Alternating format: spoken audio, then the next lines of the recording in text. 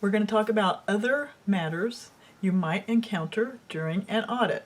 So we've audited the financial statements, we figured out whether they're fairly presented or not, or we don't know, right? There was a scope limitation, so we don't actually know. So we figured all that out, but there are a few other things that can happen that you might need to discuss in your audit report, right? So one would be emphasis of a matter, and something would be an other matter. So these are some situations that can come up. Your client, your financial statements are fairly presented, right? You've audited them, everything's fine. However, they changed something from last year to this year. They were an LLC last year and now they're a public corporation or something. Or they changed from LIFO to FIFO, or whatever, however they changed. There's something that they changed that people should know about. It affects the consistency in the reports, right? You can't compare them so easily. Going concern. Yeah, these financial statements are definitely fairly presented, but you know what? This company might be going out of business soon. Things like that. So things that aren't related to either a misstatement or a scope limitation. Other things can come up that would affect the financial statements, even though it has nothing to do with a material departure from GAAP, right? So let's talk about those kind of things. So let's talk first about consistency. So as an auditor, if there's something that's going to be inconsistent from prior years, right? In other words, they've been doing it this way in the past, and now here's this new set of financial statements coming out, and there's something different about them. They've changed their reporting. They've changed from one principle to another. Well, what do you do about that? Well, you add what's called an emphasis of a matter paragraph, right? So you've got the same thing, right? I've done my audit. These financial statements are fairly presented in all material respect. Then you add that paragraph. In this reporting year, they changed from LIFO to FIFO, or they became a public corporation, or whatever it is that's different. You need to talk about that. All right. Now, if what they did is not in accordance with GAAP, then you would need to talk about that too, right? And that would be something. Going concern. So we talked about this in chapter 10, I guess it was. You have to evaluate whether the organization will still be around a year from now. In other words, you're trying to decide, yes, these financial statements are fairly presented, but they have almost no current assets and tons of current liabilities. They're going to go bankrupt, right? Something's not working out for this company, and I don't think they'll be here next year. So you add what's called a going concern paragraph. All right, and that just lets people know, well, yeah, they're fairly presented, but they're probably going to be bankrupt. So substantial doubt about it being a going concern. If there's serious uncertainty, then that means the financial statements are uncertain too. You could issue a disclaimer. If you don't know, you could just issue a disclaimer. Non-financial. So sometimes, well, all the time on a 10K, there's going to be stuff in there that's not the financial statements. All right? There's an entire big front section of management discussion and analysis. There's all kind of stuff out there. So you as the auditor, you can't really audit non-financial stuff. But you have to make sure that what's in that other stuff they're filing, along with the financial statements, it conforms to the financial statement. So if you, in your opinion, have said, I have doubts about the legitimate going concernability of this organization, and they say everything's wonderful, you would need to bring that up, right? So you either revise your opinion or add an emphasis of a matter paragraph. And you can say, we didn't perform procedures to do this, but it's not consistent with the financial statements.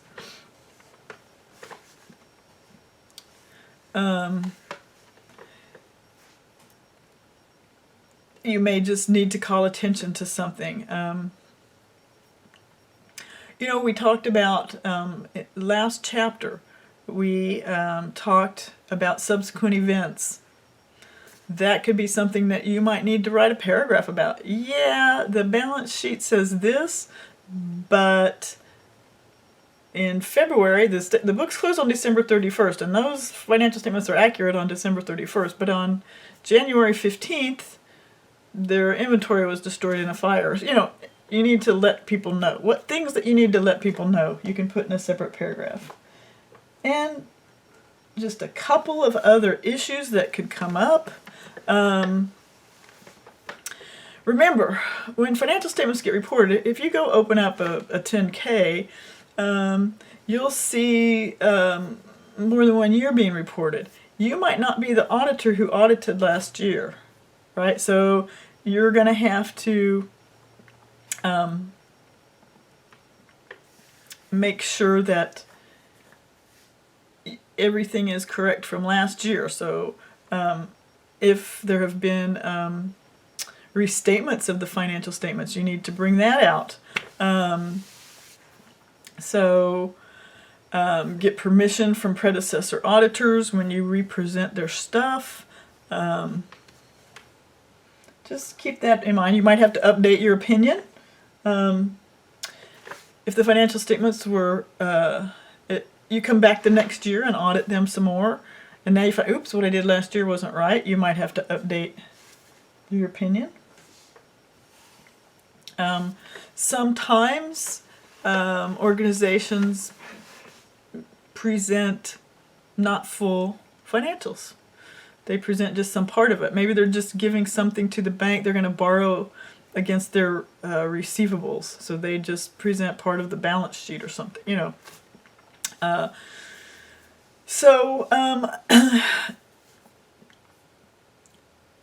can only examine and report on the summaries if you've audited the whole financials.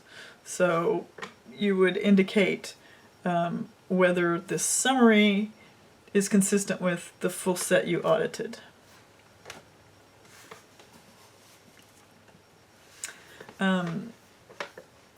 As an auditor, it is entirely possible that you do some non-audit work. All right, so this happens a lot. You might do what's called a compilation. You've put together the financial statements. So you need to make sure that people realize you didn't audit them. All right, so you just issue like a disclaimer, like, here's these financial statements I prepared for this client, but they're not audited by me. I don't have an opinion on the fair presentation. Lack of independence. So it can happen that you begin in engagement, but your independence gets compromised. Your client hires away somebody from the office. You find out some partner's wife owns stock in the company. This does happen. So you basically don't have an opinion. You issue a disclaimer. You may have an opinion. Maybe you really audited them and that one way or another, but you just don't, because you're not independent. The assumption is you could have a bias. So you just issue a disclaimer. But you don't have to say why you're not independent. You don't say, oh, so-and-so bought stock or anything like that. So here's a little summary of all the stuff from this chapter. If everything's great, the financial statements are fairly presented, you just go ahead and do an unmodified opinion. But if there's a departure from GAAP, right? If it's material, you can do a qualified opinion. If it's pervasive, you do an adverse. And you have to change the opinion paragraph, and then you have to explain the problem in an additional paragraph. If there's a scope limitation, if it's just a material but not pervasive, you can do that qualified, and if it's bad, that's what's called a disclaimer. You have to modify the intro and the auditor's response. Actually, it's the auditor's responsibility, I would think, right? In other words, here's what we were hired to do, here's what we were not able to do. You modify the opinion, and you provide the additional paragraph for what was the scope limitation. If there's some other auditors, it's just a unmodified opinion, you have to change your responsibility. We did this, they did that. You may change your opinion and then put their opinion in there too. And if there's other things, right, we talked about going concern, emphasis of a matter.